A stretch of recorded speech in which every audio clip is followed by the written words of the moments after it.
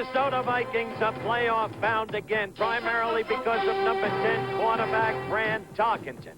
But great as he is, Tark can't do it alone. He must have this man, number 44, Chuck Foreman, the great all-purpose back, on his way to another 1,000 yards gained season. But tonight, the two must go against this defense, the 49ers, with 49 sacks of the opposition quarterback thus far this year.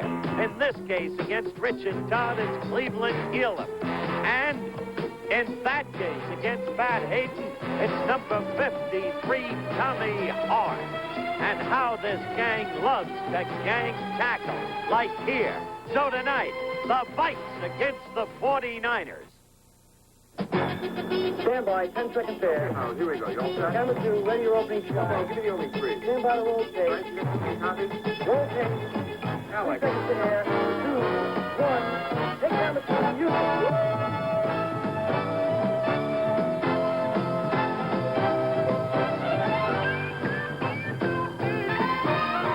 ABC's Monday Night Football, the Minnesota Vikings and the San Francisco 49ers is brought to you by the Miller Brewing Company, brewers of Miller High Life. If you've got the time, we've got the beer. And by Lincoln Mercury, who invite you to inspect one of America's outstanding collections of fine cars, now at your Lincoln Mercury dealer.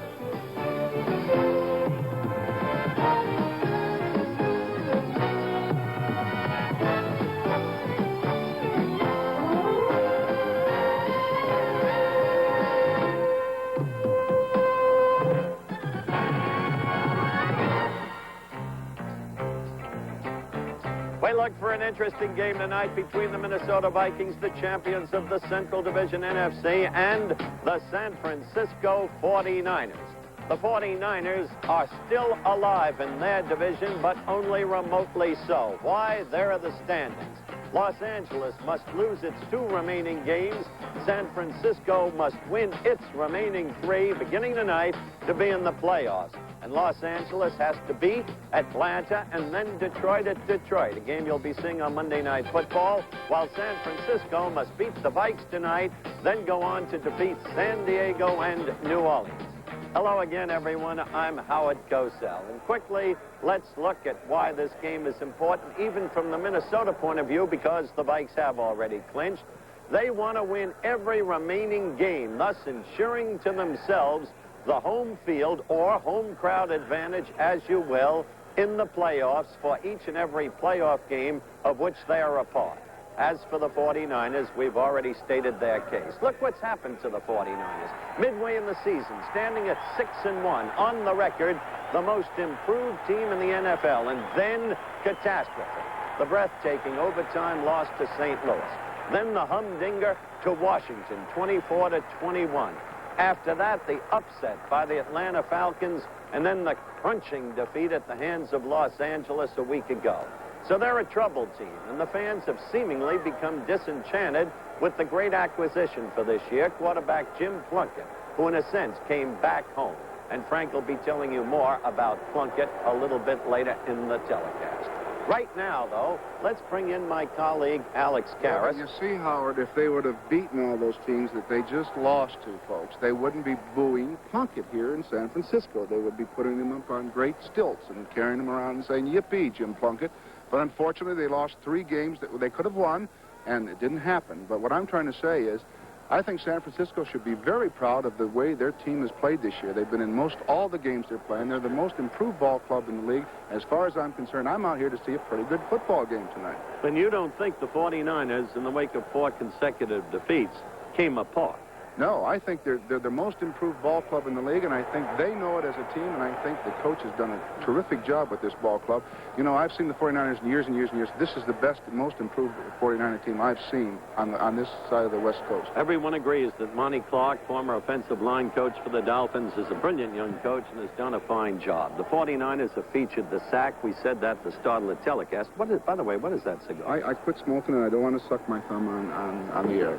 Okay, Cedric Hardman. absent tonight, out for the rest of the year. Yeah, he's gonna hurt the team a little bit as far as rushing the passer is concerned, but they do it well. And if they're having any problems at all on that defensive line tonight, you'll see that when they do rush the quarterback, they have a tendency to get out of their lanes a little bit, take a little bit more of a chance, and you can run once in a while on them. And that's the only thing I really think is at fault as far as their defense is concerned. I think we're going to see a good ball game tonight. The Vikings, I think, want to continue winning, and that's the way it is. Okay, Alex, thank you very much. Let's bring in the GIF. He talked about the fans booing You want to Plunkett. puff, Mike? No. No, I'll take my thumb. You know something? You remember when they booed Brody here, they booed Willie Mays here. Now they boo Bobby Mercer here. What effect does They this... boo us here.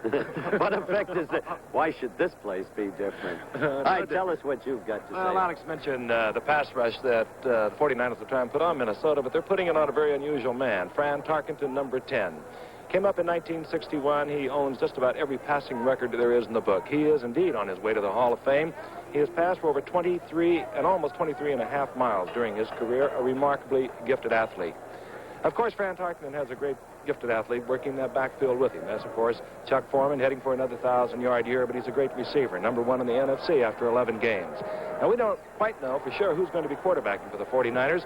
Of course, Jim Plunkett should be there, but he has a pulled muscle in his rib cage, and they have Marty Domrys, but we are looking for a youngster out of the University of Arkansas, Scott Bull. Scott Bull has thrown the ball 4 times in National Football League competition. He's big, he's 6'5" and 210 pounds, but he has never faced the likes of the Minnesota Vikings. They also have a gifted runner, Delvin Williams, 3 years out of Kansas, so we have a lot of talent on the field tonight. Should be a good football game. Sit back and enjoy it with us. The original Continental was the only American luxury car ever honored for design excellence at New York's Museum of Modern Art. Now, Continental Mark V. Mark V, in the tradition of excellence of the original Continental, yet different from every Mark that's come before it. To its owner, Continental Mark V is more than a new car. It's a mark of tradition. You take only what the sea will give you. And for the last 9 days, she's given a lot. Now comes Miller time. Time for the best tasting beer you can find. America's quality beer, Miller High Life.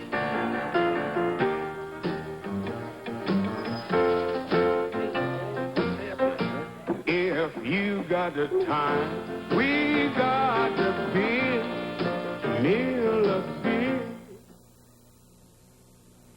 This baby has something every battery should have. A full lifetime warranty printed right on the battery. And I sell it at a fair price. It's Sunoco's best, True Blue. If it ever fails to hold a charge for you in your present car, Sunoco will replace it free with proof of purchase, except if damaged by accident or abuse. When you drive into Sunoco, you get something else. Me.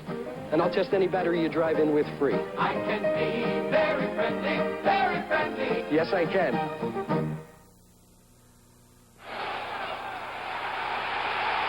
Do I pass or run with the ball? Time for a decision. If you're a teenager, you're near a decision on drinking. Now, I'm not telling you what to decide, but most young people know that drinking too much too often is not grown up, whatever your age. To help you make responsible decisions, write for information to Education Commission of the States, Box 687, Denver, Colorado, 80201.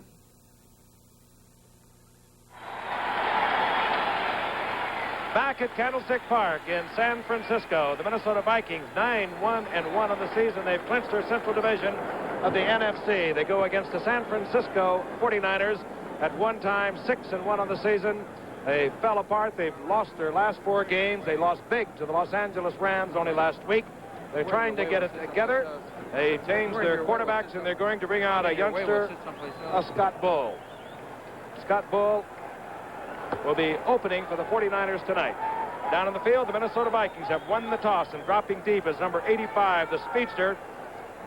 He's back there with Leonard Willis, number 80, and set to kick off for the San Francisco 49ers, Steve Mickemeyer. The 49ers are not dead, as Howard mentioned at the top of the show, but you could say they're a little bit comatose because they will have to win all the rest of them, while the Los Angeles Rams would have to lose all theirs, and that's not going to happen. Why didn't I say that? Comatose. Mark that down in the new Gifford Dictionary. Steve Mickemeyer. Now, Minnesota as Sammy White in a single safety, and he'll take it at his own goal line. Leonard Willis out to the 17-yard line, and he is popped there by a hustling bunch of 49ers. And opening now is Fran Tarkenton at quarterback. He's in there with Chuck Foreman and Brent McClanahan, the wide receivers, as you read them. Sammy White, he's the rookie from Grambling. Ahmad Rashad, number 28, the other wide receiver, the tight end, is Stu Voigt. Francis Tarkenton. And he has a packet of records. Just about everything in the NFL record book now belongs to this man who came up in 1961, Fran Tarkenton. First and 10, and out over the 20-yard line goes Brent McClanahan. As we look at the offensive line, there's Stu Boyd at the tight end. They're good. They're a veteran line. They're going to really they'll be tested tonight because this front four really likes to rush the passer. And as I said on the opening show, that's what they really like to do. They like to knock the quarterback down. The only guy that isn't intact there is, of course, Cedric Hartman, who's out, I guess, for the rest of the year. 49 times they've sacked the opposition quarterbacks. The only team better, Baltimore, they have 52. Second down and 8. Tarkenton up on top. Incomplete, the attempt to Rashad. And let's take a look at the linebackers. All right, quickly, the linebacking core. Skip Vanderbun, who has a habit of being where the ball is. Bruce Elias, second-year man from Ohio State, obtained from Miami. Shula let him go at a time when he thought he could afford to. Would probably like to have him back now. And Dave Washington. And in the backfield, the great cornerback veteran Jimmy Johnson. 16 years in the league. Right. Bruce Taylor, Mel Phillips, Ralph McGill. Third down and 8. The ball just over the 20-yard line, and we're just underway from Candlestick Park in San Francisco. This is Tarkenton. And he has Sammy White all alone. And Sammy White could not find the handle. Hustling back there, number 49, Ralph McGill, and the man we were speaking of a moment ago, Jimmy Johnson, number 37. Well, this is a matchup, as we look at it again, Frank and Alex, that we'll be watching closely all night, because Sammy White will put the veteran Jimmy Johnson to the test, believe me. White, a dazzling rookie. Ball was underthrown. He had his men beaten there, both McGill and Jimmy Johnson. But White very much in the running for Rookie of the Year, Offensive Rookie of the Year honors in the NFC. Neil Claybo, he hits him about 39 yards. Tony Leonard is deep. And Claybo got all the foot into this one. Leonard all the way back to his own 33-yard line. And Leonard out over the 45 to the 48-yard line. 47-yard punt. Nice return by Leonard, and San Francisco has good field position. We'll tell you again, they're opening with a rookie quarterback, a 6th-round draft pick out of Arkansas. They took Arkansas to the Cotton Bowl. There he is. He's big. He's 6'5" and 211. Back there with him, Delvin Williams. He has 859 yards rushing, looking for 1,000. Wilbur Jackson, the wide receivers. Lash, 87. He came from Minnesota last year. And the veteran Gene Washington, number 18. First and 10. The ball at the 48-yard line of the 49ers. Bull hands off to Wilbur Jackson, and he is all the way down to the 45-yard line.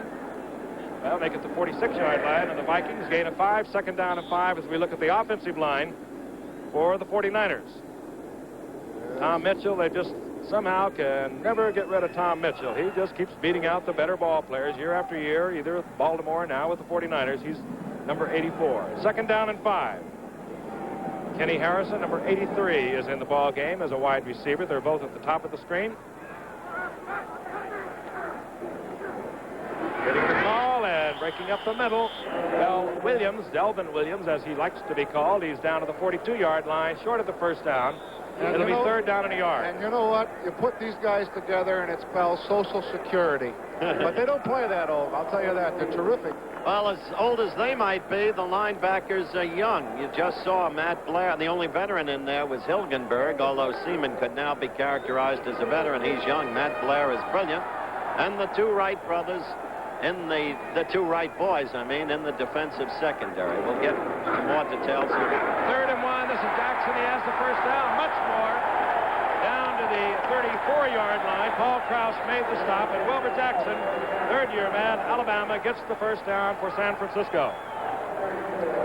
Now, if you watch Jim Marshall in Hilgenberg, I think really you might think Hilgenberg was the one who caused this, but he really wasn't. Marshall took a real inside release.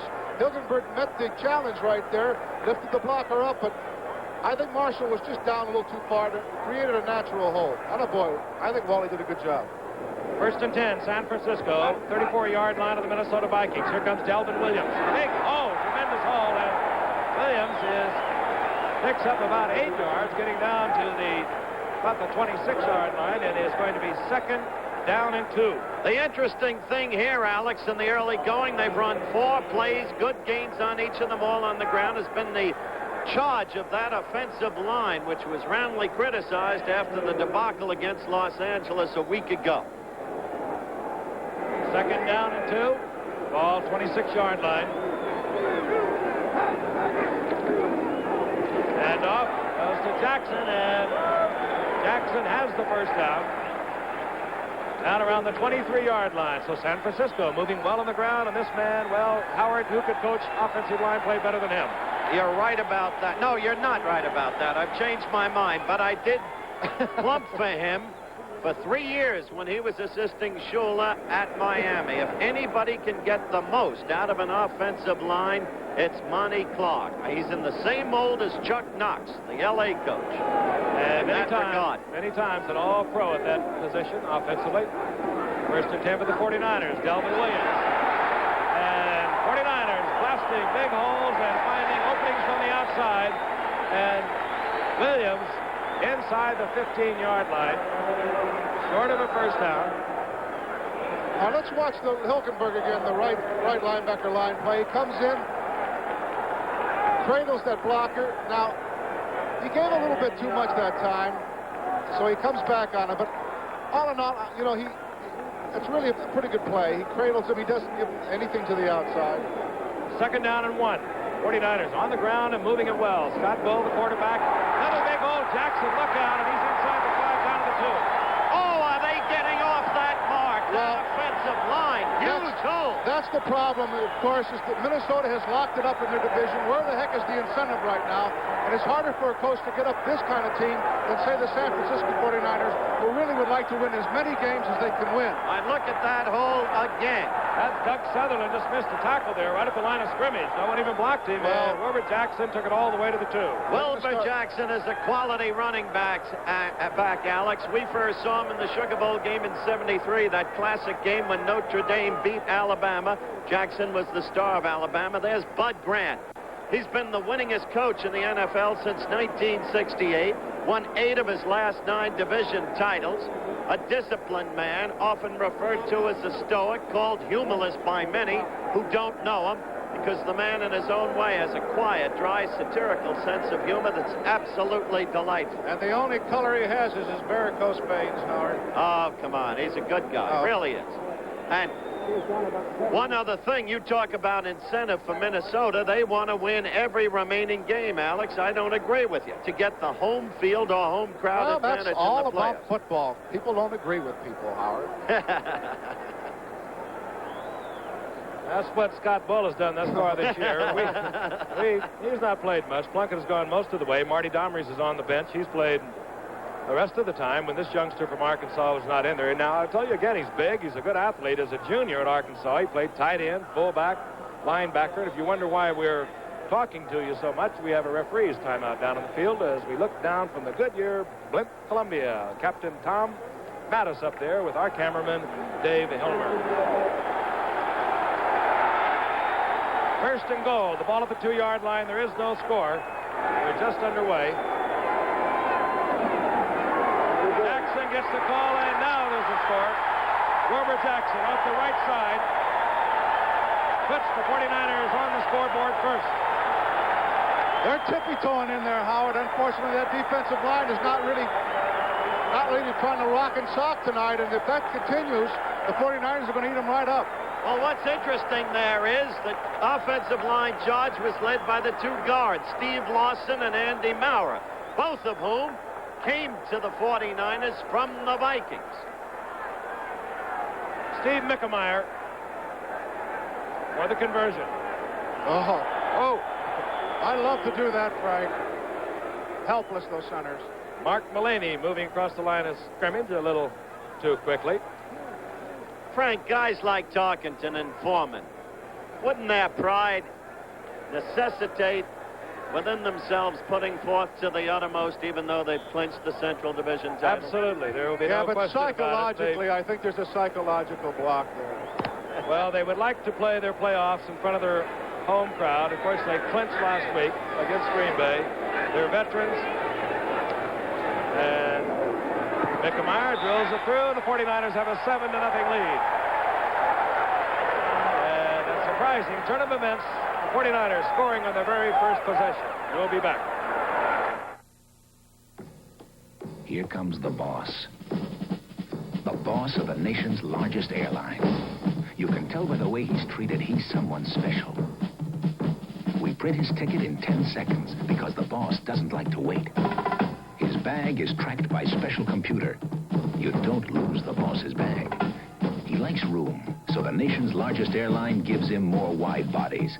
And on 727s, more carry-on space. More than any other airline. The boss gets his choice of meals. A full meal or a diet meal. The boss is entertained with movies, stereo, and now his favorite television shows. The airline is united. The boss is you, the business traveler. You're a big part of our business, so he treats you like the important person you are. By the friendly skies of United. Where you're the boss. Minnesota was offsides on the conversion attempt by Mickemeyer, which was good. San Francisco gets a 5-yard edge. They'll kick from their 40. Steve Mickemeyer with Leonard Willis at his goal line. This is Willis, and Mickemeyer drives him to the back of the end zone and out of the end zone, touchback. Minnesota will take over first and 10 at their own 20-yard line. And, of course, we're in San Francisco, and next week we'll be back. It'll be Oakland and Cincinnati. And, well, I guess you could call it a must game for the Cincinnati Bengals. Oakland has clinched their division. They have the finest record in pro football today, 11-1, and what a game that's going to be. Kenny Stabler, Kenny Anderson, two great quarterbacks. On first and 10, Foreman around the left side, and a nifty bit of running as Foreman collects 5 yards. It'll be second down and 5. There's Wilbur Jackson, the young man from the University of Alabama, trained by Paul Bear Bryant, about whom we talked earlier. Here's Wilbur going in for the touchdown. You can't key alone on Delvin Williams because of the quality of Wilbur Jackson. Two quality running backs belonging to the 49ers, part of their improvement. Second down and 5.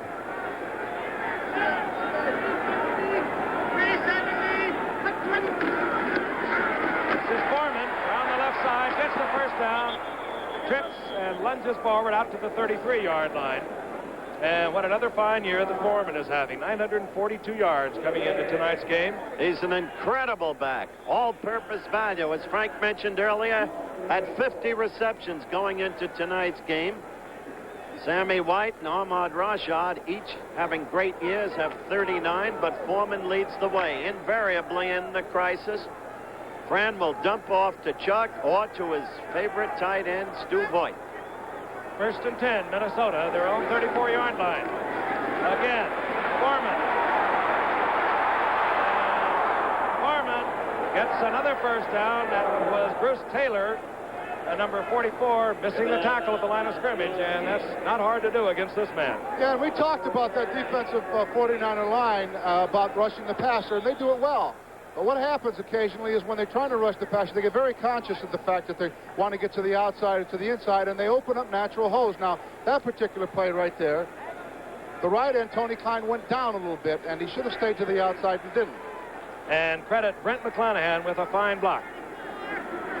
Ball at the 47-yard line, first and 10, Minnesota. This is McClanahan, and McClanahan over the midfield mark, down around the 48-yard line. Gain of about 5. Now make it 4. It'll be second down and 6. Jimmy Webb, number 74, made the stop. That happens to be one of the finest young men I have ever known in sports, Jim Plunkett, who is having the devil's own time here. He was happy to come back home. You remember he was All-America at Stanford, led Stanford team to 2 Rose Bowl victories. Here, they're booing him out of existence. He's not in the lineup, however, because of a pulled muscle in his rib cage. It's 2nd down and 6. Foreman again. And Foreman ridden out of bounds down around the 44-yard line, short of the first down. It'll be 3rd down, a long yard. Cleveland Elam was over there along with Bruce Ilya. Now, Bruce Ilya, number 55, is at middle linebacker for the 49ers because Frank Nunley, who ordinarily would be there, has a fractured cheekbone.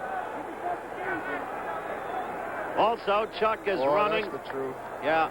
On with the Raiders. I love that ball club. They throw the ball, they run the ball, they score a lot of points. Alex, they're running at Tony Klein's side, number 82, the lad who had double knee surgery, who used to be with Oakland, had fine years there. 3rd down, long yard.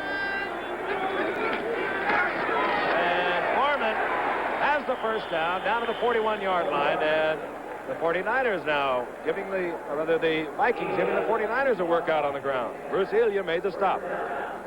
Bruce Ilya is not a big man. He's about 217 pounds. Originally started out with Miami. Here he is, number 55. Went to Tampa in the expansion draft and then came to San Francisco. Foreman now needs 24 yards to join 5 other NFL running backs at 1,000 yards for the season. 1st and 10.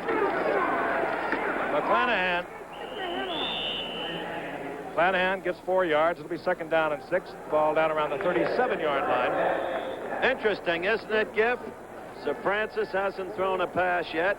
Even as he threw 2, actually, but in the real sense, this has been a drive on the ground, much in the manner of San Francisco's drive. Now, they have a fine offensive line. Ed White is back in the lineup after missing last week. He's that right guard that played across the bay at California. He's number 62 and one of the best in the business. 2nd down and 6. Foreman gets the call, and Foreman behind Ed White and Ron Urey, number 73, the all-pro tackle, gets down to the 34-yard line. It's going to be 3rd down and 2. Tommy Hart made the stop. Now they're going to the right side, have gone that way the last 2 plays, and they're double teaming Tommy Hart, number 53. Watch closely here. Urey and Ed White, they're big. They just form a big old human wall out there. 3rd and 2.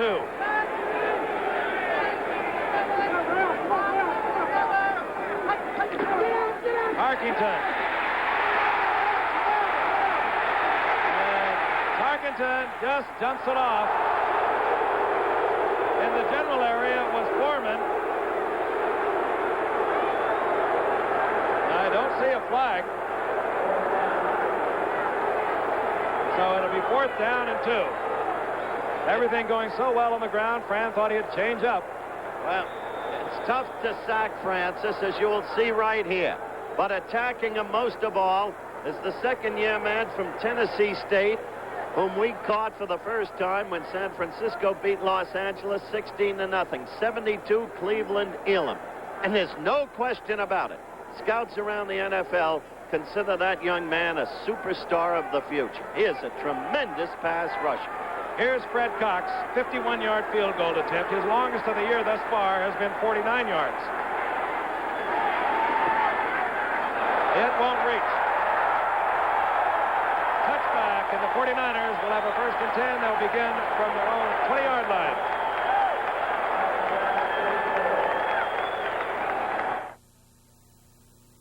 This season at Sears, Johnny Miller Menswear is saying fashion in a new and very smart way. You buy finely tailored garments separately, then combine them to make any number of sensibly priced outfits. Rich colors, handsome patterns, they all work together flawlessly. Johnny Miller Menswear. It brings to Sears what Miller the man brings to golf. Winning style. Exclusively in selected larger Sears stores. This engine is weaving its way through the mountains of Oregon and pulling the incredible weight of 13 cars with a strap woven from Flex 10 tire cord, a Goodyear exclusive. Tire cord is the main reinforcing agent in a tire. Flex 10 tire cord is made from a man-made aramid fiber that is pound for pound stronger than steel. Tensile strength is only one of the many performance properties in a tire, but it's one of the most important. Flex 10, the tire cord of the future, from Goodyear. We're back at Candlestick Park in San Francisco. Capacity here is 61,000. As we look around, we can see there are some empty seats. Before tonight's game, the management said there were some 4,000 seats available. There's Chuck Foreman on the bench. What a tremendously gifted athlete. He can do it all. And he does it all. 49ers, first and 10, their own 33-yard line. That was the line of scrimmage from where Fred Cox tried his field goal. Very cool night here in San Francisco. Temperatures expected to drop into the 30s. No wind. Delvin Williams, right side. Trips up and gets about a yard out of it. It'll be second down and 9. Jeff Seaman was over there. The 30-second clock is not working here at Candlestick Park. So that will be controlled on the field. Referee tonight, Don Wedge. Second down and 9. The ball resting at the 35-yard line. Kenny Harrison, number 83, the rookie from SMU, is a one-wide receiver. He's alternating, bringing plays in with Gene Washington. Drop play is Jackson. And Wilbur Jackson bursts forward for about 4 yards. It's going to be third down and about 4. And we can take a look at that sign and tell you that Saturday night at 9 Eastern Time, Arkansas will be at Texas. And then Saturday afternoon, some interesting college football. We'll tell you more about it during the course of the game. 2 Division II championship playoffs, semifinals, and a Division III championship final. Third down and 6. Ball at the 38-yard line. Reverse to Jackson. And Jackson makes a tremendous move, gets the first down out close to midfield, and he was trapped at the line of scrimmage and somehow got through. You won't see a better run than that many times anywhere.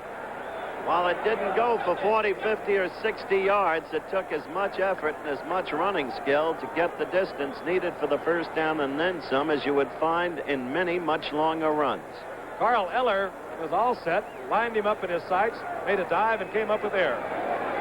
First and 10, the 49ers grinding it out against the Minnesota Vikings. This is Jackson again, and Jackson gets about 3 yards. It'll be second down and 7. Matt Blair, number 59, made the stop. And you see, Howard, when you see all those missed tackles, you know something's going on mentally with the ball club. And right now, as I said before, I just don't think psychologically they're up for this ball game. I would have to say, in the wake of what we're watching, that you've got a point. You've won me over. Thanks a lot. Ball at the 47-yard line, second down and 7.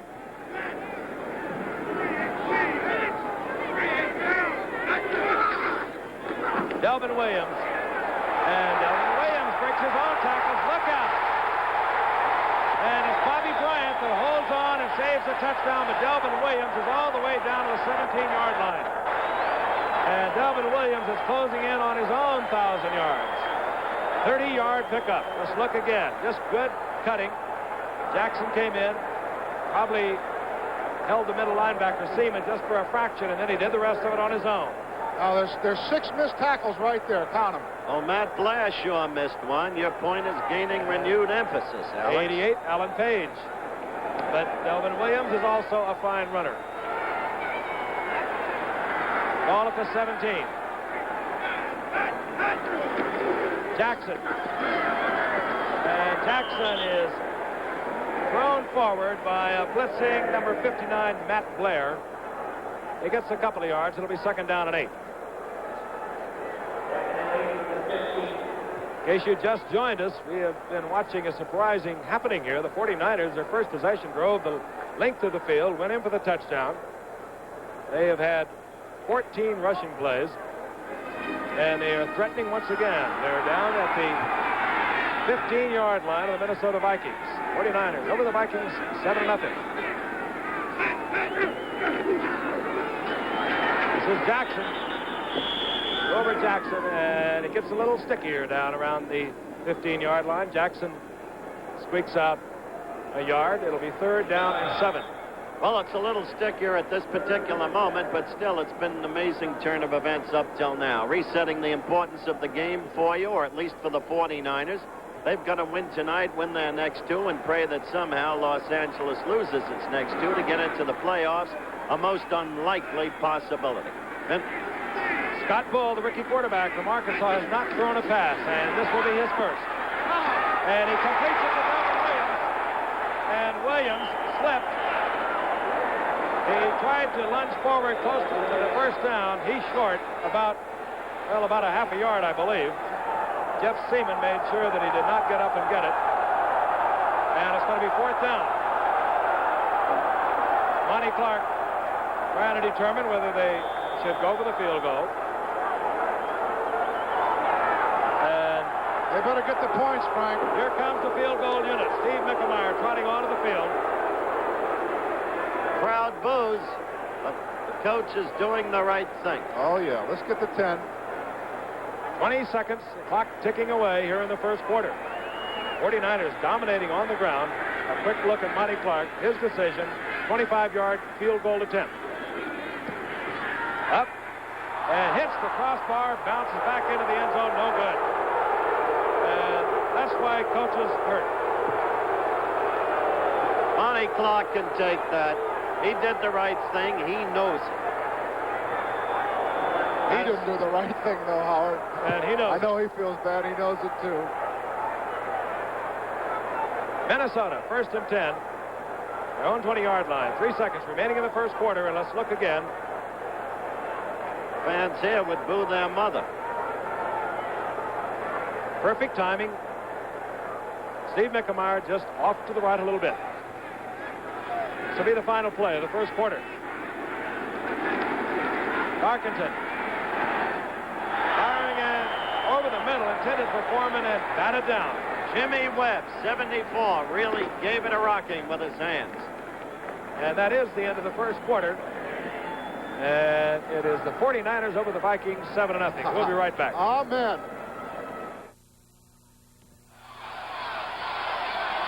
Fantastic scoring play by that New York Life Insurance team. Let's see the instant replay. Look at those New York Life pros blocking out Jake's money problems, stopping his retirement worries. And there he is, reaching his goal. Jake's got financial security. New York Life made it happen. Where the name of the game is life, there's New York Life. So much flair, so debonair, with a touch of class. Sometimes I think driving a Mercury Monarch is like wearing beautiful clothes. And this is Monarch's label, ride engineered by Lincoln Mercury. I feel confident in Monarch, even practical, with a quick, easy shifting of its 4-speed overdrive. Yet very elegant. The precision size Mercury Monarch. With a touch of class. Yeah.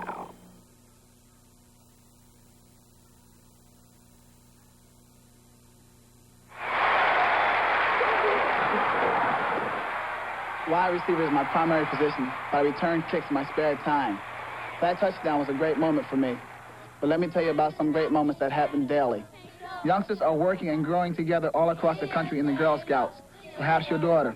The Girl Scouts is only one of the thousands of agencies supported by the United Way. Thanks to you, it works. For all of us, the United Way. Right, girls? Right. There's a sign, Rune's Angels, referring to Rune Arledge, president of ABC Sports. Some of the more unknowledgeable minds of the sporting press have actually propagated the notion that we of ABC put up the signs. Would that they knew what they were writing about. Arledge goes from city to city with a valise full of signs, packs them up himself. 2nd down and 10. Vikings, own 20-yard line. Francis dumps it off again. Ahmad Rashad was in the area, and a very canny Francis Tarkenton saw he could not complete it, but he was not going to take the loss, nor did he want to take the pounding because number 82, Tony Klein, was hot on his heels. Tarkenton now 0 for 5.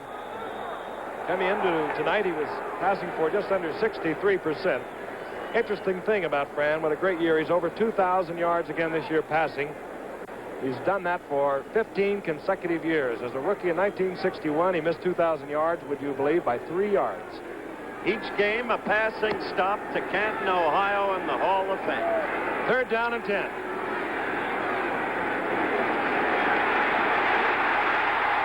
Flag down. And the pass intended for Sammy White, but a flag is down in an area that usually means a holding call, and there it's indicated against the Vikings. It'll be 4th down, and we would anticipate that being declined. The 49ers want the football.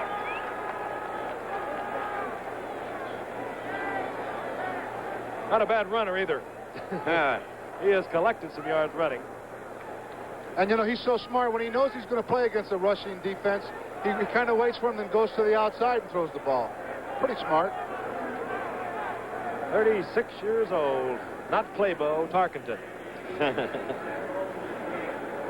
And deep, Tony Leonard. And the 49ers should have excellent field position once again.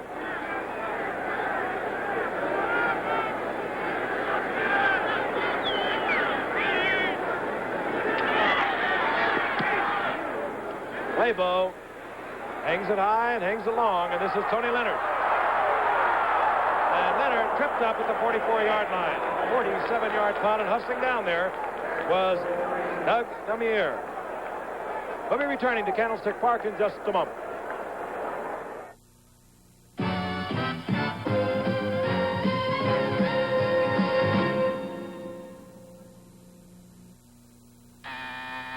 An independent research company visited hundreds of U.S. homes and asked people to open their cameras. What did they find? More cameras were using Ever-Ready alkaline power cells than any other premium long-life power cell. Remember, for most cameras, you can't buy more reliable long-life photo batteries. Repeat, you can't buy more reliable long-life photo batteries than Ever-Ready alkaline power cells. Ever-Ready wants you to know. Christmas is a time for closeness, and closeness is what Norelco razors are all about.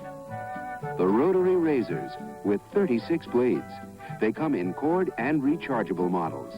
They're the razors that cured the gotchas. And the ladybugs, the ladies' razors that really work. And the Ladybug Salon, a ladybug razor plus 11 grooming attachments. Norelco, even our name says Merry Christmas.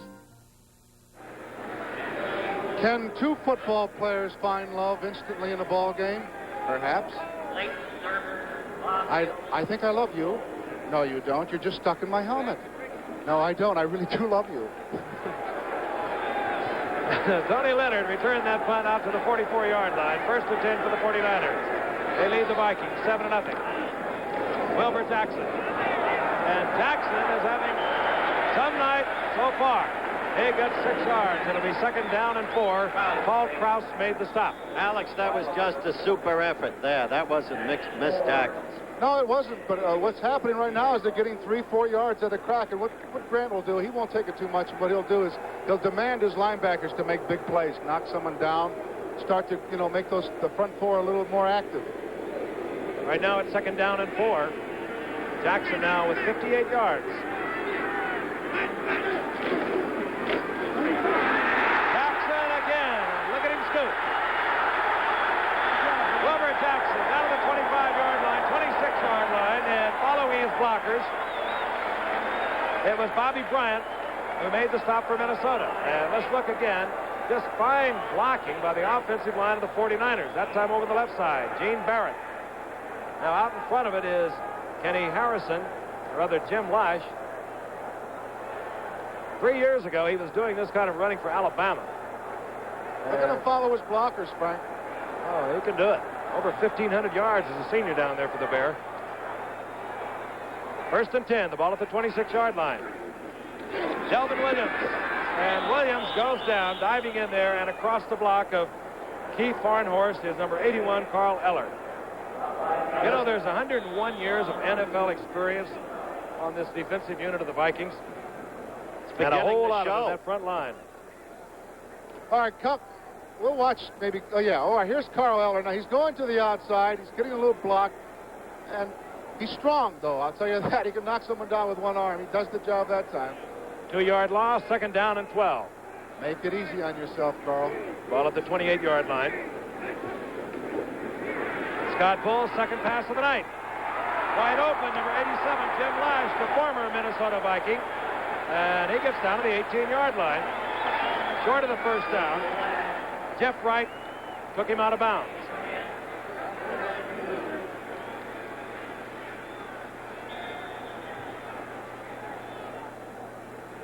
Minutes, 32 seconds remaining in the first half, and we have seen a lot of offensive show by the 49ers. We told you they lost their last 4 games, but they didn't lose any of them by only a point or two until last week and when the Rams rolled over them.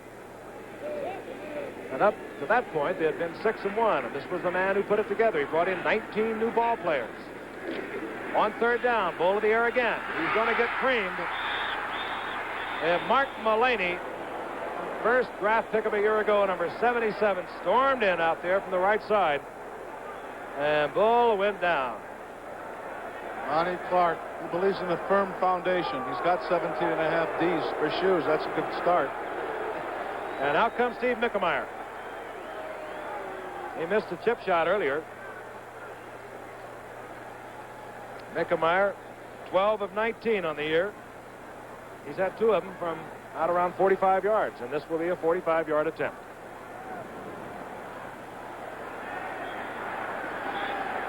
Scott Bull, the holder. Long enough, straight enough, and good enough. Oh, Mickemeyer hits from 45 yards out, and would you believe the 49ers over the Vikings 10-0. We'll be returning to Candlestick Park and this solemn man in just a moment.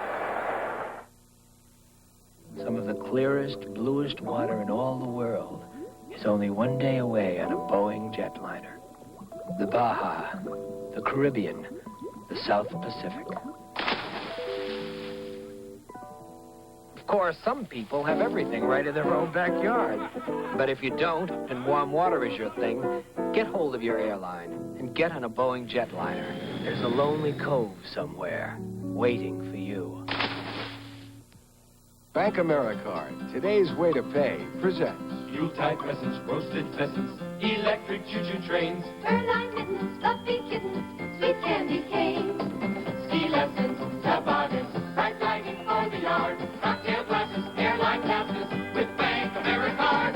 Quick healers, three-wheelers, vacations in the sun, sledding, skating, party making, having fun. Bank AmeriCard. Bank AmeriCard. today's way to pay. Saturday, regional coverage of the NCAA Division II Championship semifinals featuring Montana State against North Dakota State and Northern Michigan against Akron, and the Division III Championship between St. John's and Towson State. Then Saturday night, arch rivals Arkansas and Texas on ABC. On a cool night here in San Francisco, you're looking at Candlestick Park from the Goodyear Blimp Columbia, and we are looking at a rather surprising score. The 49ers over the Vikings 10-0. Set to kick off, Steve Mickemeyer, who just hit from 45 yards out. Leonard Willis is on his goal line. Mickemeyer hangs it up, and it'll be Willis from his 4. And Willis upended down at the 15-yard line, and hustling down there is Bruce Rhodes, a free agent walk-on this year.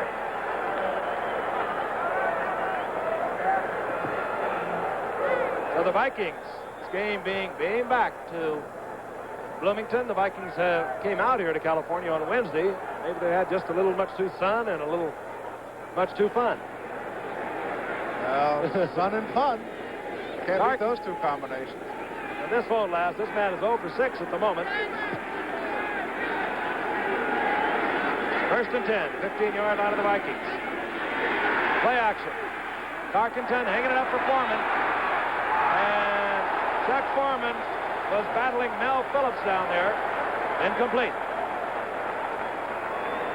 That ball really wobbled in the air, Alex. It was a waffler. It was not well thrown. Francis is 0 for 7. Lest you think he has a bad arm, not this year. In his whole career, he had a bad arm one year. You'll remember he went to the prominent relief pitcher, Mike Marshall, who's an expert in that kind of thing. Took the exercises prescribed by Marshall, and the strength came back in the arm. And during his career, many of you don't know this, Frank Gifford did the same thing, but the arm never came back. Second down and 10. Ball at the 15-yard line. Inside handoff, and it goes to McClanahan, and McClanahan goes down. Hustling in there. Number 74, Jimmy Webb. Bud Grant must be wondering, well, what's happening out there? He's not very happy right now. He knows exactly what's going on. They're really not playing good football. I'll tell you this, Tony Klein has been around the football. He was in on that tackle along with Jimmy Webb. And Al Davis, whom I regard as one of the smartest men ever in football, didn't think Tony could ever play again after the double knee surgery I referred to earlier. Foreman's in the slot. McClanahan's a setback. Third down and 11. And going up, and Ahmad Rashad made a spectacular catch out at the 47-yard line. His 40th reception of the season, and he's having his best year ever. He really is, and he loves being with the Vikings and with a winning team. In fact, a potentially championship team. And I'll tell you, you don't catch that one easy. That's his 40th of the year.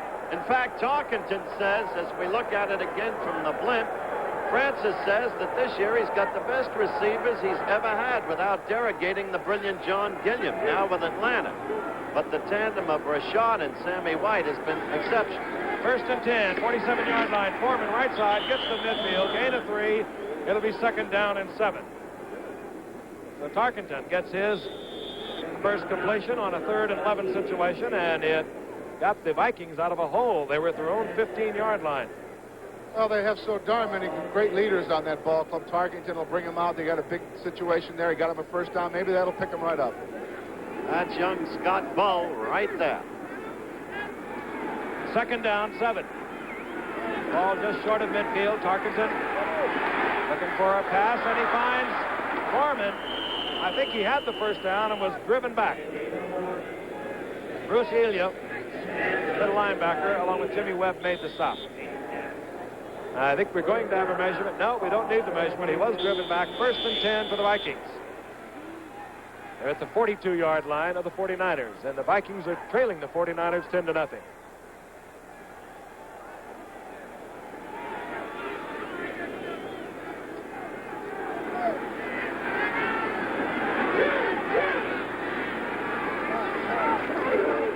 Play action again by Tarkenton. Oh, he wants to bomb, and he's going for White. And Sammy White tied up with Jimmy Johnson, and there was a lot of contact, but no flags down. There really was, Giff. And Jimmy Johnson did some job staying with the speedier White. This is the matchup we talked about earlier on that we said we'd be watching closely all night. Here it is. You know, interesting, they play the same position, but Jimmy Johnson and Pat Fisher came up the very same year. There he is. Of course, his brother, you recall, the great decathlon champion, Rayford Johnson, of a few years ago, has not missed a game in 6 years. That's a tough spot to play out there. Second down and 10. Ball at the 42-yard line. Bob Grimm is in. Now for the Vikings, number 26, this is Foreman, and Foreman hustles his way down inside the 38-yard line. It's going to be third down and 5. You talk about veterans. Alex talked about this man's strength earlier when with butt and arm he stopped Delvin Williams short of the line of scrimmage. Somehow he goes on from year to year. And there are stories that this Vikings team will one day collapse of age, maybe overnight. But in fact, Bud Grant has carefully worked young people into his lineup so that the average age of the Vikings team is now 27 and a half. Third down, long 5. McClanahan's in motion. Tarkenton wants to go on top. And he takes one out there to Foreman. Foreman has the first down, moving inside the 30 to the 29-yard line. Hit there by Willie Harper, number 59. When Tarkenton and Foreman pack it in, Alex, they can run their own vaudeville act. The way he dumps off the chuck. The average is 27 years now? Yep, 27 and a half. Young guys must be all 12, 13 years old. Ah, come on. Come on. Sammy Johnson checks in. He's number 48. He came to the Vikings from these 49ers a year ago. But the ball goes to McClanahan. A flag goes down, and so does McClanahan. He was really nailed. And hustling up there to make the stop is number 32, the strong safety. I don't blame him for getting up slow, Frank. He really put the hit on, didn't he?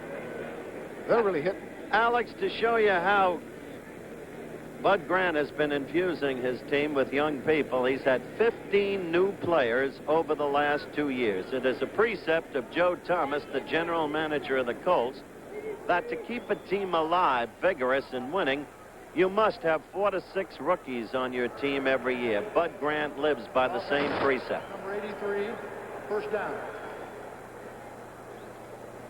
Illegal motion against Stu Boyd of the Minnesota Vikings. So it'll be first down again, first down and 15. Sammy Johnson stays in the lineup with Brent McClanahan. Johnson, number 48. Going for Bob Grimm. He's in a foot race with Mel Phillips, and they tie down at the goal line. So far, some spectacular coverage back there defensively by Jimmy Johnson and Mel Phillips on a couple of plays. Let's look at it again. Mel Phillips has suffered a broken arm 5 different times over the past 3 years, and he talks about his little daughters, Paulette and Yvette. He says, they think that's part of my football uniform, that cast. But he is a competitor. Been around 12 years out of North Carolina A&T. Okay, Francis now has a second down and 15. Chuck Foreman's back in the lineup, number 44. Brent McClanahan, 33. Those are your setbacks. And Foreman scoots under Willie Harper and gets back at about the 30-yard line, just short of the 30-yard line. There's a veteran, too, Howard. One of the most remarkable men in the history of the game. He holds all the records for consecutive games played. He started his 234th tonight, 222 with Minnesota, the rest with Cleveland. He's as big a man off the field as he has ever been on the field.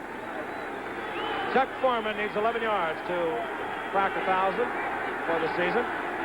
And on 3rd and 11, Tarkenton goes on the sprint out. And another fine defensive play, but a flag is down. It might have been too fine on Bruce Rhodes. Bruce Rhodes was covering Stu Boyd. And we're going to get an interference call against the 49ers. There's Bruce Rhodes. Had a tryout in San Diego last year. Got cut. And a former great rugby player. Let's look at it again, Giff and Alex. And we remind you of what we said earlier. Nothing new about it for you football watchers, but for those of you not aficionados, on 3rd down, key situations, Francis will inevitably either go to Chuck Foreman or Stu Boyd as tight end, whom he considers the most underrated tight end in the business. Robert Miller is in a one setback, number 35, on the first down at the 17, and getting up in it at the line of scrimmage and sprawling for about a yard is Chuck Foreman. It'll be 2nd down and 9. Ball resting just inside the 16-yard line.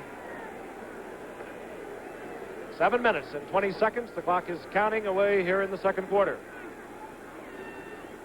12th play of this drive coming up. Bud Grant looking on. He has to like this a little better than what was happening in the opening moments of this game. Nevertheless, the 49ers are out in front of the Vikings 10-0. On 2nd down, Tarkenton going for Boyd, and well, out of bounds. Out at the, well, he maybe got a foot out of it. It was now Phillips again, all over Stu Boyd. There he is, number 83. 23 receptions coming into tonight, and the flag now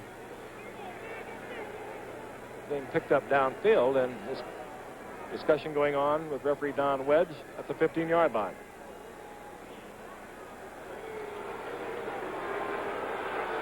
Let's listen.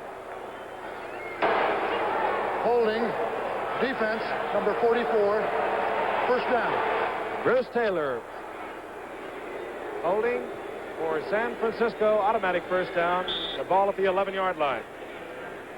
2 big breaks on this drive, pass interference and that defensive holding call.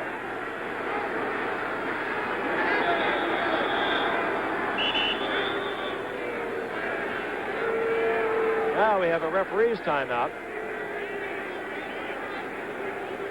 Francis goes over to eavesdrop a little bit.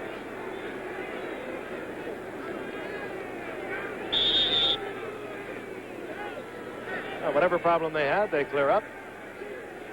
That was Frankie Sinkovitz. Another fine football player. Oh, out there, yeah. Dean Wood. And our referee's crew tonight. On 1st and 10, Tarkenton. Francis goes down.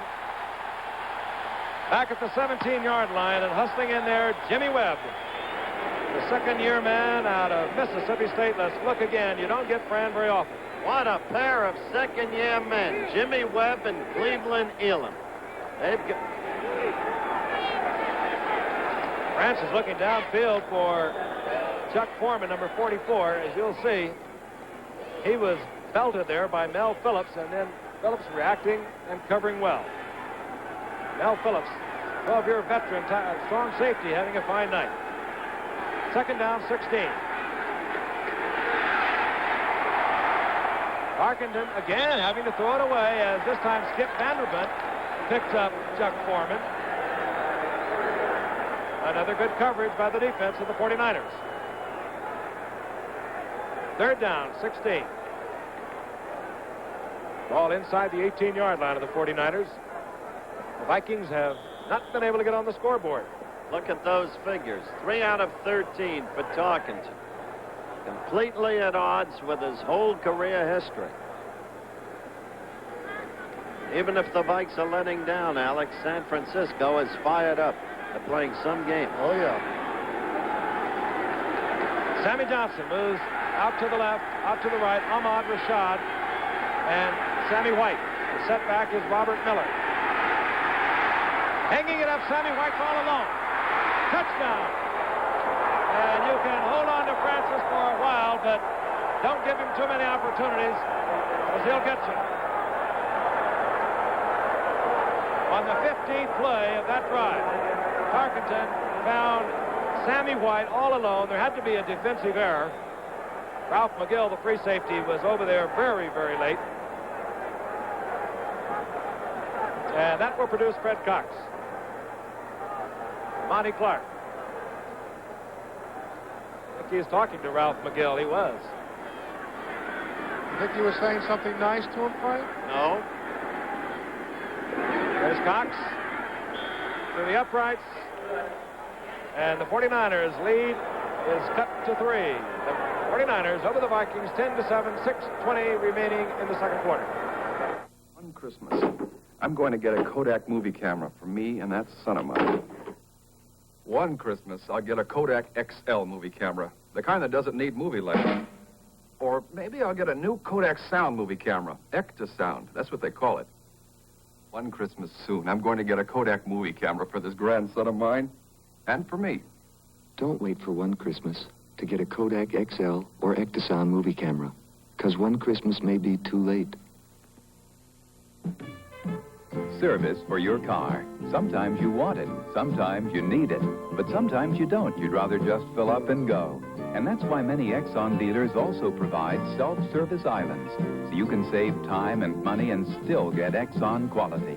Exxon, with self-service for when you don't need help, and full service for when you do. Exxon products help make every mile count for you. Saturday, the Arizona 150 Indianapolis car race featuring the battle for the 1976 USAC Driving Championship between Johnny Rutherford and Gordon Johncock in the final race of the season. And the World Professional Skiing Championships, Saturday on ABC's Wide World of Sports. 6:22 remaining in the first half from Candlestick Park in San Francisco. Fred Cox kicks away, and deep is Kermit Johnson. Paul Hofer, and it's a short one, and taken at the 27-yard line, returned to the 30-yard line by Dale Mitchell. So the 49ers begin with good field position. Let's look at that touchdown once again. Tarkenton finds Sammy White, who should have been picked up by McGill, Ralph McGill, the free safety, as best we could determine from the comments by Monty Clark, the coach of the 49ers, to McGill when he came off. Let's look at it again. White wide open. He really was. A beautiful player, though. 1st and 10. San Francisco, their own 30-yard line.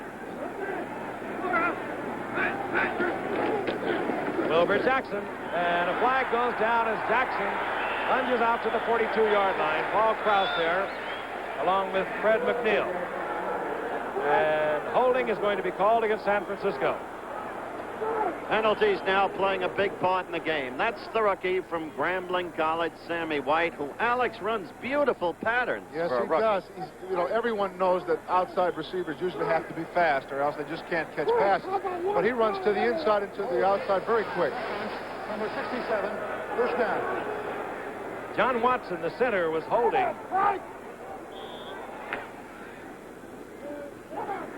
First down and 20.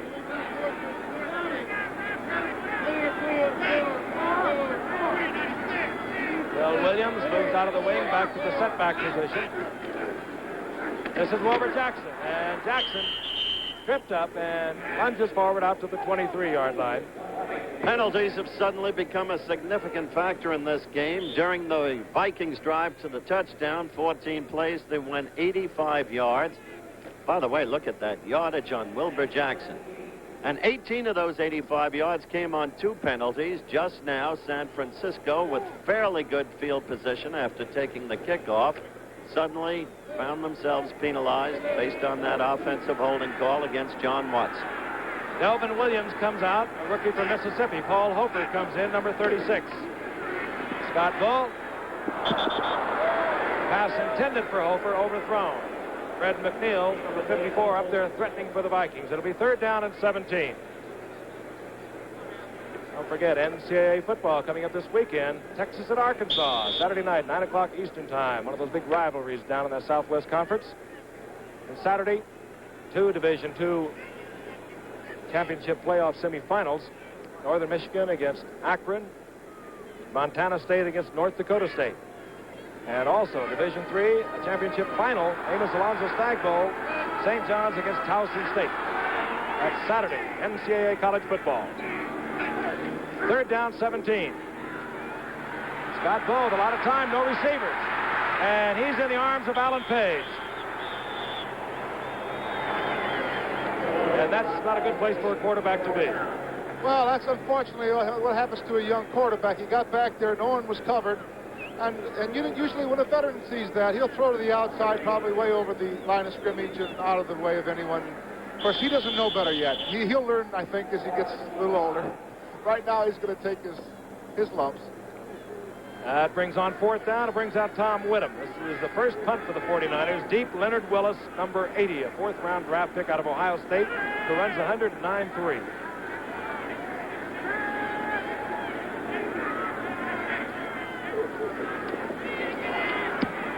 Whittem. This will offer an opportunity for a return to Willis. And he gets out to the 45, tripped up. And Minnesota was starting in good field position as Tom Whittem is upset about something. From RCA, an advancement in remote control television, a color track control center. In an eighth of a second, it switches from one channel to any other, directly, without clicking through the channels in between. It shows time and channel with each change. It controls volume, color, and tint. It puts so much control in your hands, the knobs have been taken off the set. The Color Track Control Center. Another way, RCA is making television better and better. The Alaskan Pipeline. 800 of the toughest miles man has ever conquered.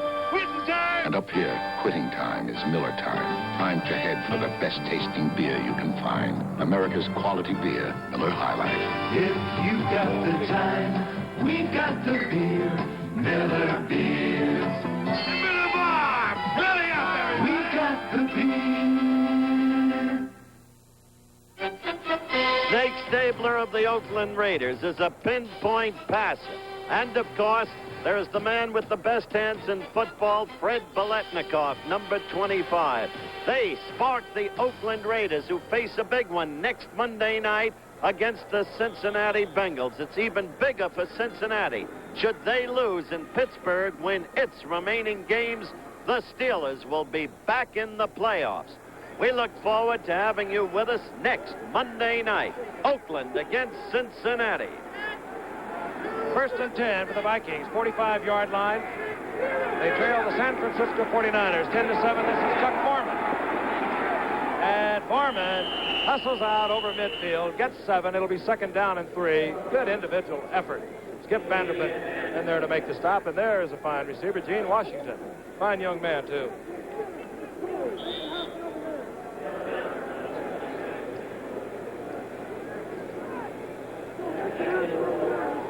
That motion man there is Robert Miller. Had a big game against Green Bay a week ago, and here comes Foreman, spinning and twisting around. Vanderbilt on the bottom. He needs 4 more yards, Chuck Foreman, for 1,000 on the year. Here he comes.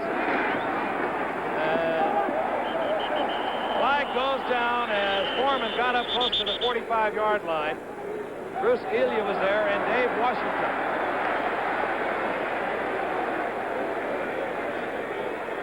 All being marked at Foreman's progress, having stopped at the 46-yard line, but a penalty on the play.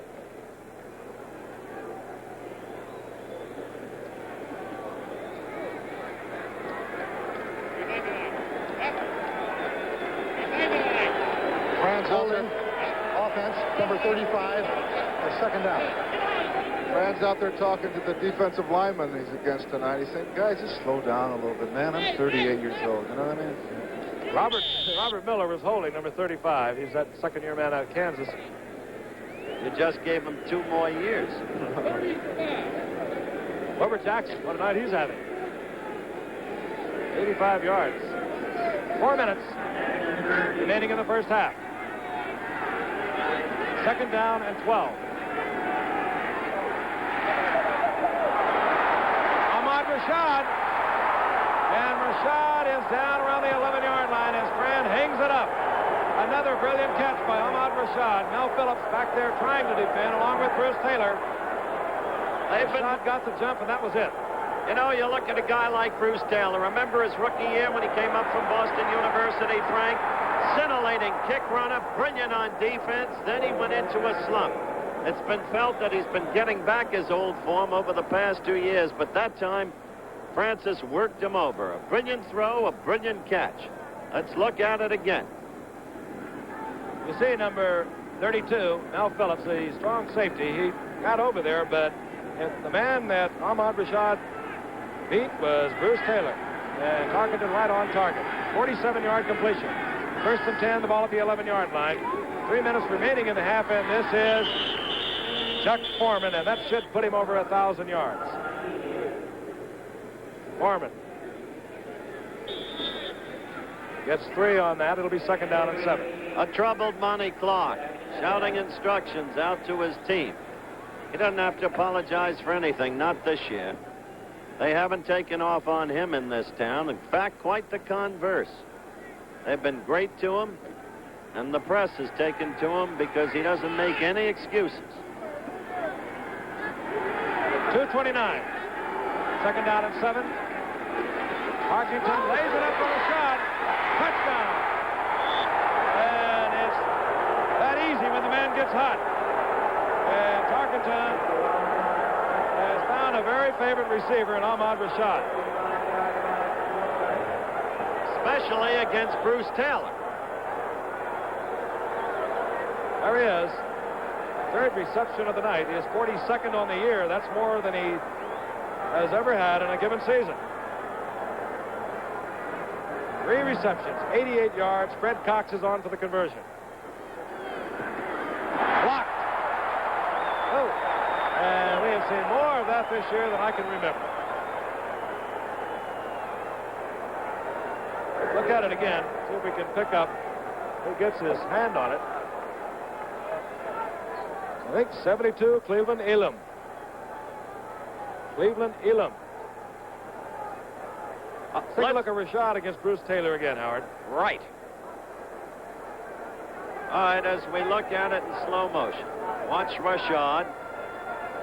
He moves out, slows down, but he's already got Bruce Taylor beaten, and the ball is laid in there so softly. It was laid in there beautifully. So perfectly. Oh. That bump and run or man-to-man, you get one bump, and you're supposed to, when the receiver looks back to the quarterback, you're supposed to look back. You saw Bruce Taylor looking back. He looked over the wrong shoulder. It wouldn't have mattered anyway because that ball was perfectly thrown. There's my man, Cleveland Elam. Blocked the extra point. Seems to live with the opposition quarterback. Fred Cox to kick off. Kermit Johnson is deep along with Paul Hofer. And again, kicked along the ground. Then bobbled there at the 22-yard line, and then recovery made by Dale Mitchell. So Dale Mitchell has handled 2 kickoffs tonight. That's a new job for Dale Mitchell because he was the final strikeout victim of Don Larson in October 1956 as Larson shut out the then Brooklyn Dodgers with his perfect game. Those were the days, my friend. And kept us out of Yankee Stadium.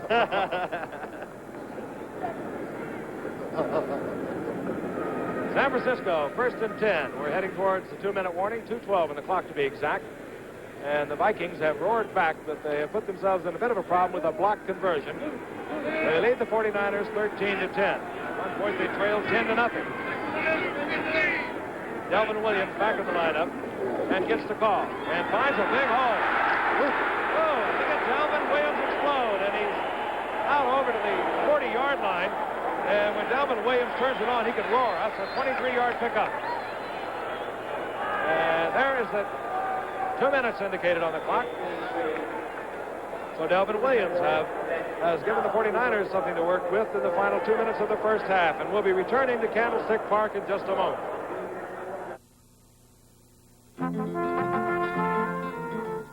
Shouldering America's energy needs is a job Exxon's been helping to do for years.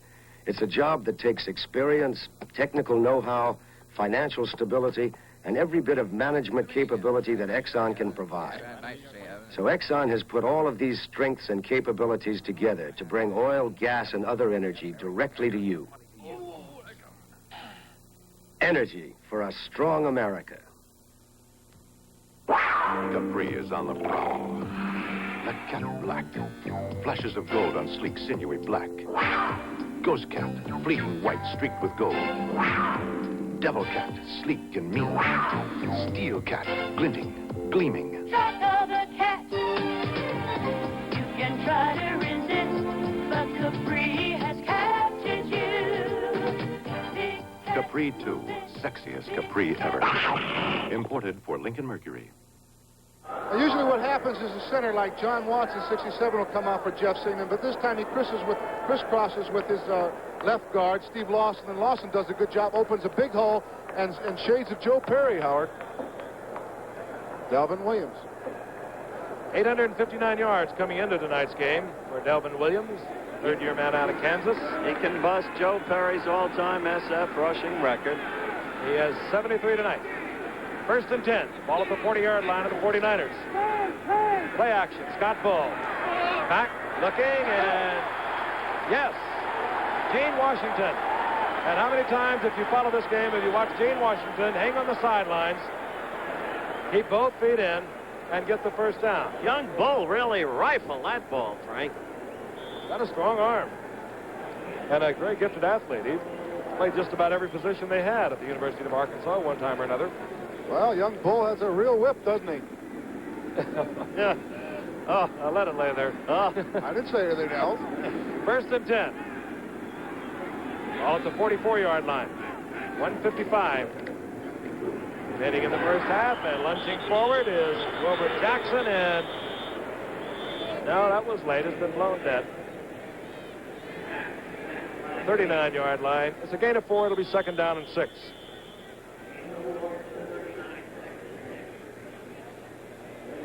Don't forget, folks, next Monday night, Cincinnati comes to the Great Bay Area. They'll be in the Oakland-Alameda County Coliseum going against the Oakland Raiders with the best record in football. Oakland has already clinched in its division. They're at 11-1.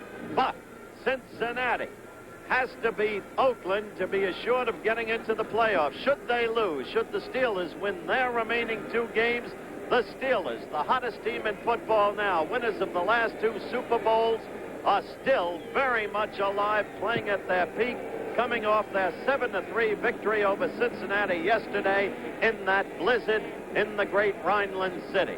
So There's Bruce Elia. We told you earlier on, he was a rookie with the Dolphins a year ago, went the expansion draft to Tampa, then came over to San Francisco. A fine young player. But at that time, and beginning this year with a brilliant pair of draft choices, Larry Gordon and Bo Camper from San Jose State, Shula felt he could dispose of Elia. Then, beset by all the injuries and the departure of Doug Swift, Shula was bereft of linebackers and had to call Bonacani back into service. Well, the guy who's happy is Monty Clark. He's got Elia. Anything else? Nope.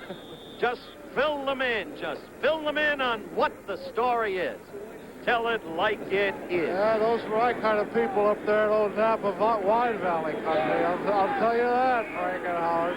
All right, 1:40 remaining in the first half, 2nd down and 6. The ball at the 39-yard line of the Minnesota Vikings. They lead the 49ers 13-10, and Delvin Williams finds another big hole. He's inside the 30 to the 29, stopped there by Jeff Wright. And you get an idea why Delvin Williams had such a fine record coming into tonight's play, and young Scott Bull wants another time out there down to 1. 83 yards gained, and Delvin Williams is getting some big holes to run through tonight. Seaman took himself out of it. Yeah, on that's the blitz. exactly what happened. Krause missed the tackle. He usually does that. That's why he's been around 17 years. Jeff Wright makes the collection at the 29-yard line. Seaman doesn't miss these tackles very often, but he just took himself out on the blitz. John Watson, the center, got a hold of him. Good block on Fred McNeil by Gene Barrett. Missed tackle by Krause. And a first down for the 49ers at the 29-yard line of the Vikings. 1:26 remaining in the first half. Fran Target.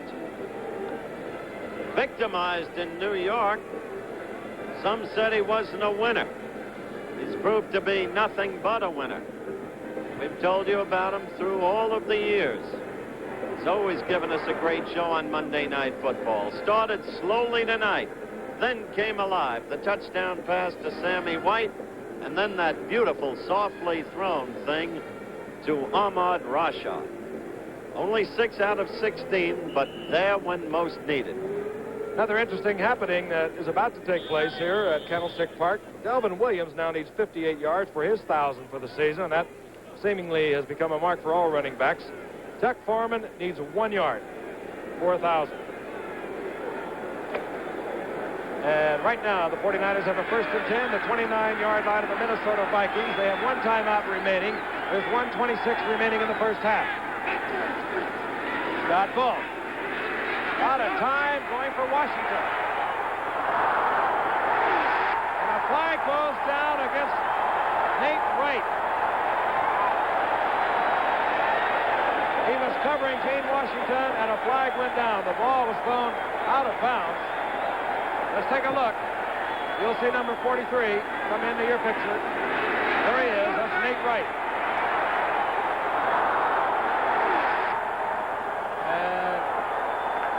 What do you think, Frank, on that one?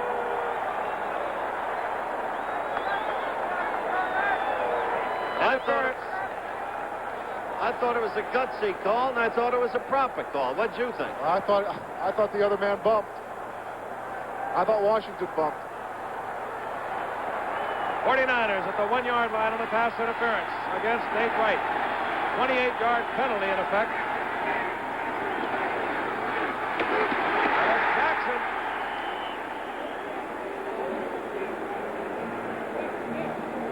And no, he did not get in. Carl Eller, Jeff Seaman, Wally Hilgenberg, all meeting Wilbur Jackson right at the goal line. Inside 1 minute, seconds ticking away. That's no major problem. Or it is not at the moment. The 49ers have 1 timeout remaining.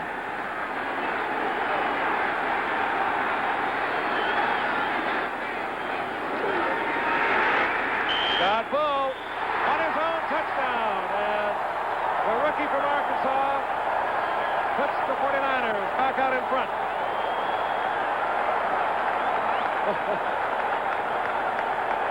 I think he said, holy mackerel.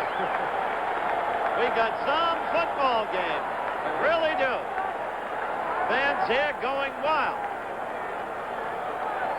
Well, they probably will go wild. They've dropped 4 straight after being the surprise of the year early in the season with a 6-1 record. Steve Mickemeyer for the conversion. Scott Bull is holding. Good.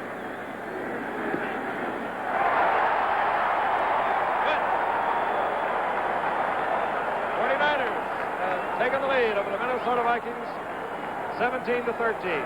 41 seconds remaining in the first half. And so that blocked conversion attempt on Minnesota by San Francisco now looms as possibly very, very important than a field goal.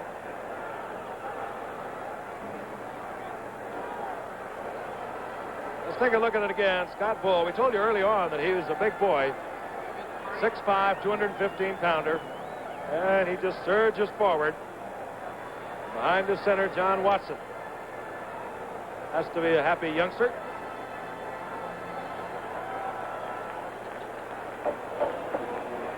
Steve Mickemeyer will kick off. Leonard Willis, single safety at the goal line. I don't think he'll see it. He will see it. He has the speed. And Willis out to the 23-yard line. 36 seconds remaining on the clock here in the first half. The Vikings with 3 timeouts. Interesting halftime show coming up. The youngsters from the punt, pass, and kick group. Of course, some wild play yesterday around the league. Cleveland and Miami, what a game that was. Pittsburgh, Cincinnati, we've already talked about that. The Steelers over Cincinnati 7-3. Setting up a wild run for that Central Division title. We'll be involved in that next Monday night, Cincinnati against Oakland. First down, screen pass to Foreman. And Foreman out to the 30-yard line, hit there by Dave Washington.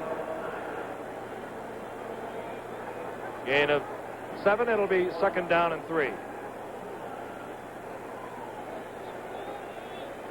Tarkenton uses one of his times out, and he walks over to confer with head coach Bud Grant. And Saturday night, NCAA college football, it'll be Arkansas at Texas. And they always get it on. That's at 9 o'clock Eastern time. Heading back to that Central Division race in the American Conference, Cincinnati, of course, 9-3. They will be out here against Oakland next Monday night. Then their final game is against the Jets. The Steelers have Tampa at home, then they have Houston. Do we have that game, the Jet game? No, we don't have that one. Oh. Cleveland, of course, still in there mathematically. They're 8-4. They have Houston at home, and then they play at Kansas City, their final 2 games.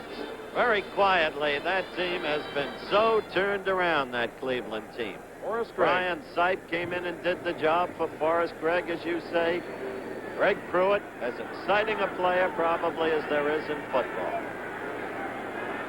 2nd down and 3. The ball at the 30-yard line. 30 seconds remaining in the first half. Tarkenton unloads it. And catching the ball is Stu Boyd right about the line of scrimmage. Did you see Talk's reaction as he looked left and suddenly saw 72 Elam and 74 Webb, Alex? Well, he knows he's going to get the pressure from that front four, and he's very alert to the outside, and that's exactly where he'll run. Lost about a half a yard on that play. He hasn't lost any of his moves, has he? My goodness, he's what is he, 36 now? 36 years old. Has the same quickness of feet that was the earmark of your play, Alex. That's right, only I was a little heavier. We did a little math, as we said at the beginning of the show. He has passed for, well, almost 23.5 miles since he came into pro football. That's down the road a piece. Break that up in meters, boy. Vikings have 1 timeout remaining. 3rd down, 4. And over the middle is Robert Miller. He has, well, he's close to the first down. Again, I think he does have it. And Robert Miller upset. Willie Harper in there to nail Miller. Tarkenton's trying to get the action moving.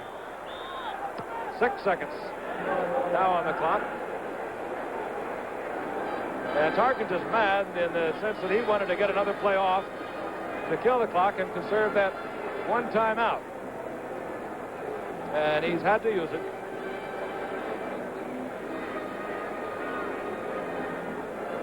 I think Talk looked for a delay of game call on San Francisco because they got up so slowly, Frank. Your view? Well, they are allowed a little bit of time to regroup. But that's exactly what he was griping about. Of course, the 49ers are watching that clock also. Vikings have no more times out. 6 seconds on the clock.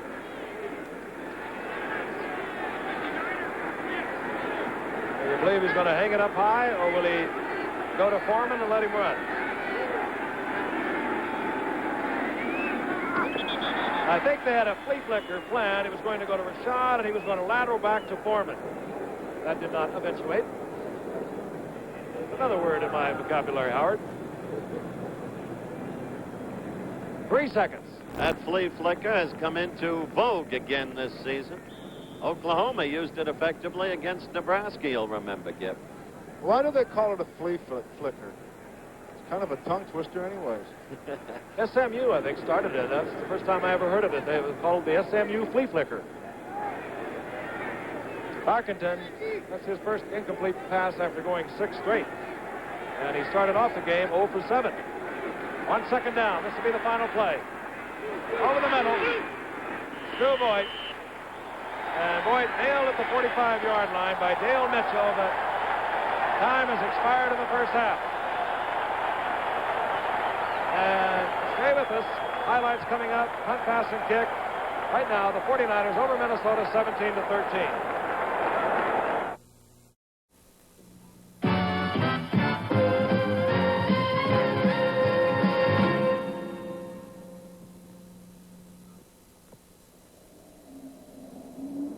International Falls, Minnesota. A car sits on a frozen lake.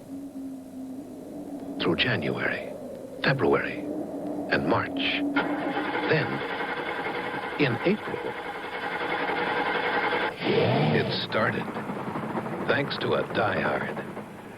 The Die Hard, sold only at Sears.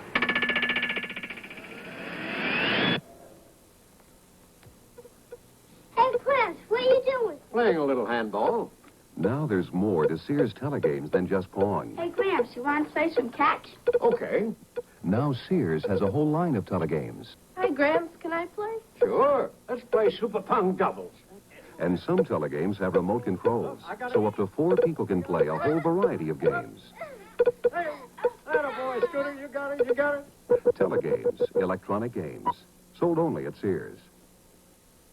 It's me and Billy. Next on Rich Man, Poor Man, Book I 2. was going to say we made love, but love had nothing to do with it. Wes learns the truth about Billy. Please listen! And a family feud begins as Rich Man, Poor Man continues. Tomorrow at 9, 8 Central and Mountain.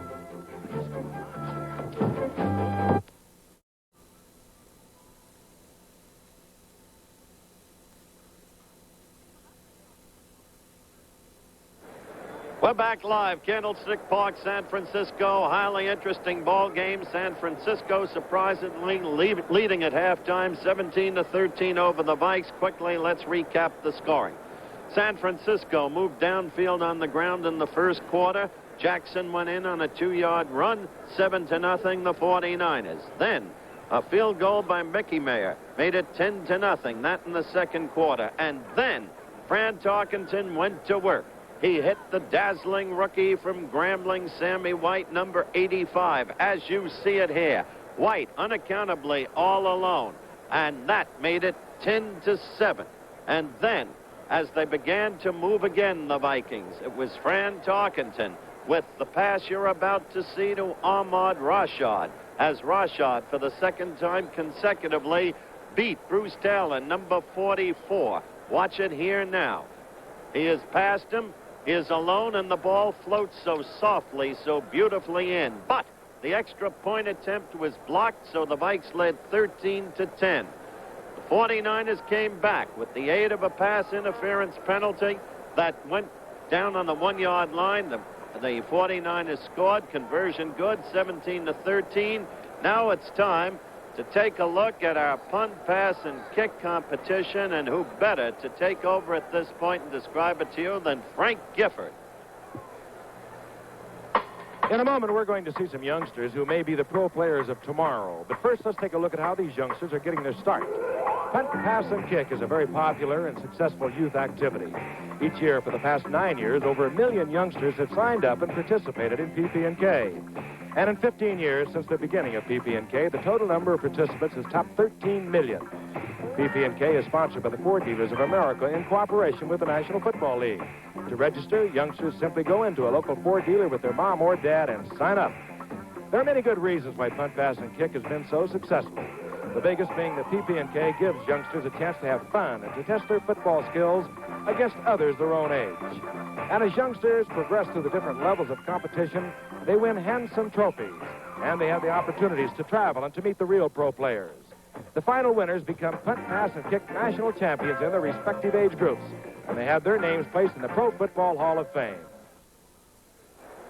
These youngsters on the 15-yard line have already competed in punting and kicking events. Now they'll compete to see who can throw the farthest and most accurately. Their scores will be totaled, and we'll see the winners later. And now if the officials are ready, let's go to the action down on the field. And our first 8-year-old passer is number 62. That's Robert Mbanati. He's from Pahua, Hawaii.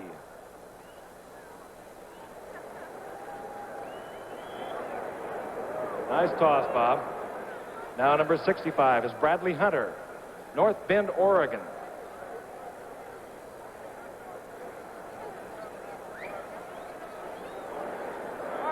Nice pass, Brad. 25 yards. Now the 9-year-olds. Number 61 is Robin Mahialani Gomes of Pahala, Hawaii.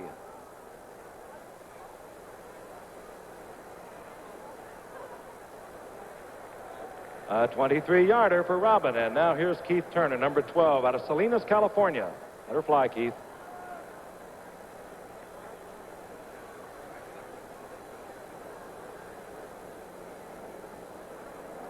That's a beauty, Keith. 25 yards. Now our 10-year-olds, Lane Santiago, number 18, Ha'ula, Hawaii.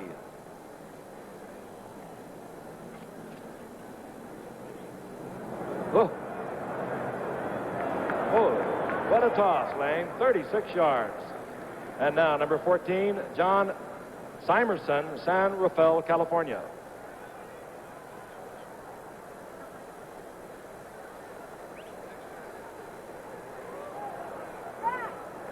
Good toss. 31 yards. And now the 11-year-olds. This is number 20, Alan Davis from Kaneohe, Hawaii.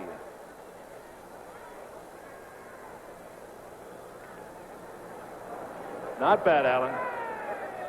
24-yarder, and now here's Aaron Paulson wearing number 15 from Grover City, California.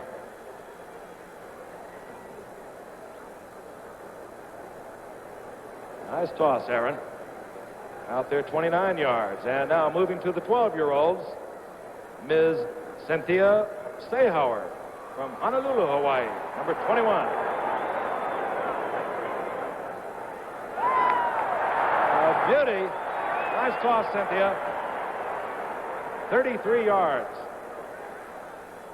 Now number 19 is Peter Incaviglia, Monterey, California.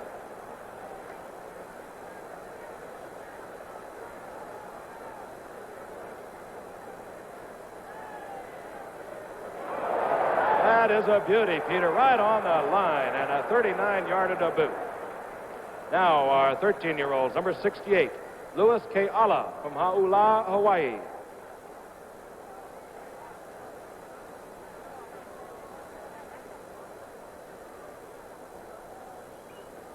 Wow, out of the ballpark, Louis. 50 yards for Louis. Now number 72 is Mike Mancini from Redwood City, California.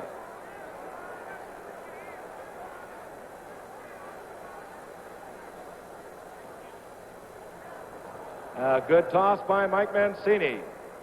44 yards. And there you are, ladies and gentlemen, The officials will add up the points, double-check measurements, and determine the 6 San Francisco area competition winners. And we'll announce their names at the end of the third quarter. Right now, let's give all these youngsters an encouraging round of applause.